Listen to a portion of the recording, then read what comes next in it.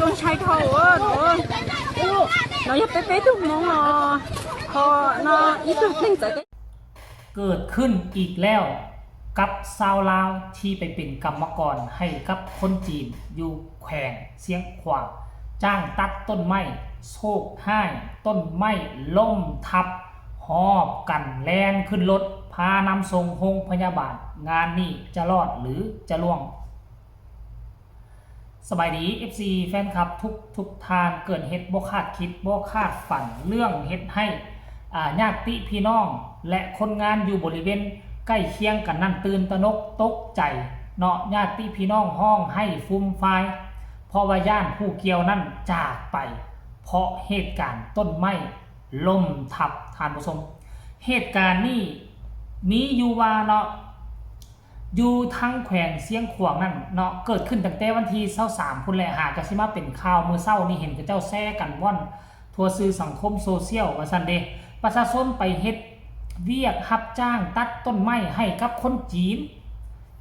ต้นไม้ล้มทับคนอาการสาหัส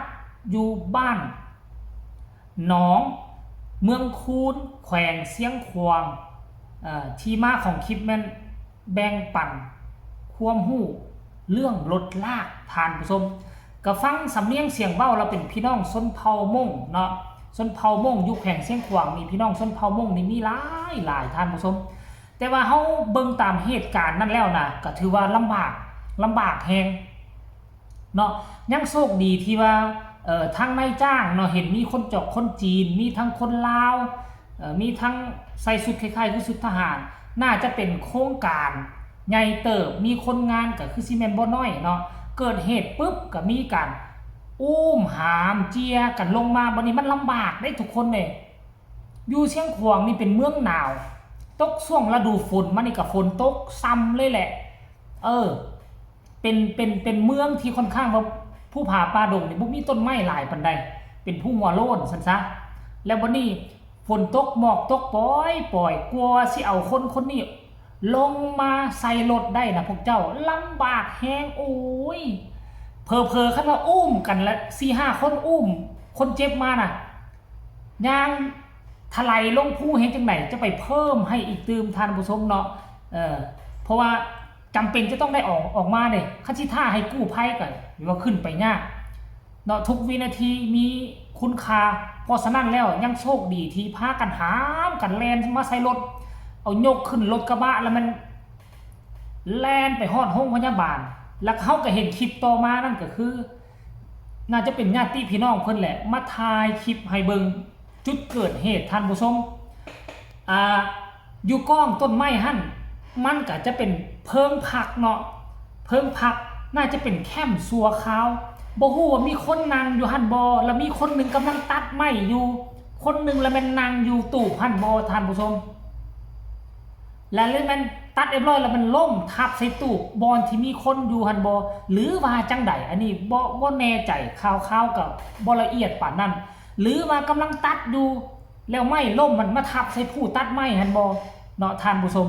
รายละเอียดอยากให้ทุกคนไปชมคลิปนี้สั้นๆสากลหวาดเสียวขนาดใดให้ไปชมคลิปนี้แล้วมาพ้อกันในช่วงต่อไปhậu à, đó bây giờ cái trò nhẹ bây giờ muốn trốn không có cho chúng nó chơi sao thì chết liền, đó, con sai thầu á, đó, nó giúp bé đúng không nó ít được nên cái thời chơi là đúng không, chờ theo mà em muốn đây à, nhưng là cho nên cái trong chơi là tôi muốn làm mua nó cho bé, nó không bé tôi nói cho, để tao thôi bé lên con này ăn chỉ mua tính năng này, rồi chơi, sao nó chơi muốn thọc bài ơ. Bây giờ muốn tôi rót toàn nhẹ kia nhưng nó rồi bây giờ má sư rót nhưng nó từng xoay thâu dạ lật thâu phải tiểu à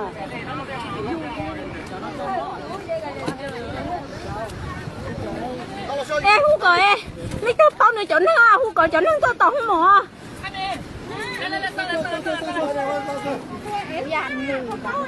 rồi anh ấy bao này chọn đến cái hú cờ tôi tổng mò ê không màu tao vàng màu sẵn to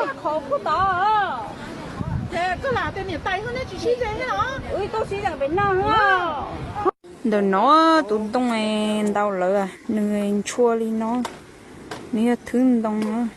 do anh thoát đầu tù lời nhỏ hậu lú khổ nó chị tuần đông nó vô mình đầu thì trôi lại sao chị bé mà đi chú bé mà mỗi lần tròn được đèn đấu nó khó à là khấn từ nó một trò hậu cho cái chế nó chị mà ý nữa nó นี่แหละนะท่านผู้ชมชีวิตลูกจ้างชีวิตกรรมกรชีวิตลูกน้องเพิ่นเนาะเพิ่นเป็นนายเพิ่นก็มีแต่สร้างผู้ที่เป็นลูกน้องก็อยากได้เงินได้คำเฮาก็ต้องอดทนสู้ซนฝ่าฟันเขาจ้างเฮ็ดหยังเฮาก็เฮ็ดลงมือเฮ็ดเอาเหือเอาแห้งเฮ็ดไปเนาะแต่ว่าบาดนี้สภาพว่ามันเกิดเหตุแบบนี้มาก็หวังว่าทางนายจ้างที่เป็นบริษัทจีนจะดูแลเบิ่งแยงรับใช้จ่ายค่าปินค่าปัวเข้าห้องพยาบาลซึ่งที่ผ่านมาในเหตุการณ์ลักษณะแบบนี้เกิดขึ้นหลายแต่เขาพาไปมือเดียวหันจ่ายเงินมือเดียวหันแล้วเขาเจ้าหนีจ้อยวับเขาจะบ่ไปเบิ่งเหตุการณ์แบบนี้เกิดขึ้นหลายได้แต่ก็หวังว่าเคสนี้จะได้รับความเป็นธรรมผู้ที่ว่าจ้างต้องได้รับผิดชอบได้เพราะว่าบาดเจ็บในหน้าที่ได้อันนี้คือบาดเจ็บในหน้าที่จ้างเขามาเฮ็ดเวียกเขาก็เฮ็ดเวลาเกิดเหตุขึ้นมาเนี่ยทั้งเจ้าของโครงการทั้งหัวหน้าผู้ว่าจ้างจะต้องได้รับปินปัวดูแลเบิ่งแยงตั้งแต่มือเข้าห้องหมอจนมือออกห้องหมอรวมทั้งทำอูสู่ขวัญท่านผู้ชมเป็นห่วงพี่น้องชาวลาวของพวกเฮาเพราะว่าชาวลาวของพวกเฮาก็คือว่าและจำเป็นจะต้องได้ไปทำมาหากินไปเป็นลูกน้องเพิ่นแต่ว่าสิเฮ็ดหยังก็ให้ระมัดระวังให้มีสติยามนี้เป็นยามฝนยามฤดูฝนเวลาฝนตกมาไป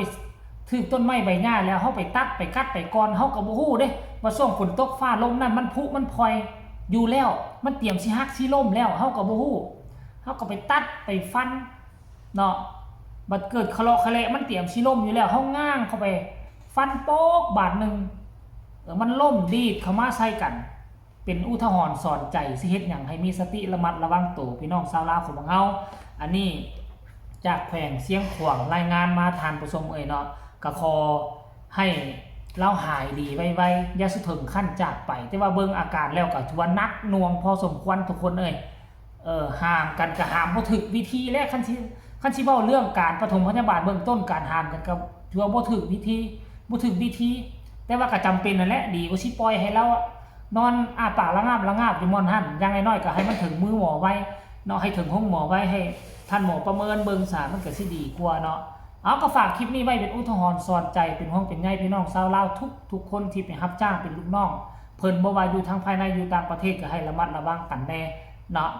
ขอคนละ1 ไลค์ 1 แชร์ผู้ใดเห็นคลิปนี้แล้วมีความคิดความเห็นคือแนวใดก็ให้ส่งข่าวมาได้ทางใต้คอมเมนต์สำหรับคลิปนี้ก็ลาทานผู้ชมเป็นเพียงซ้ำนี้ก่อนทุกคนสบายดี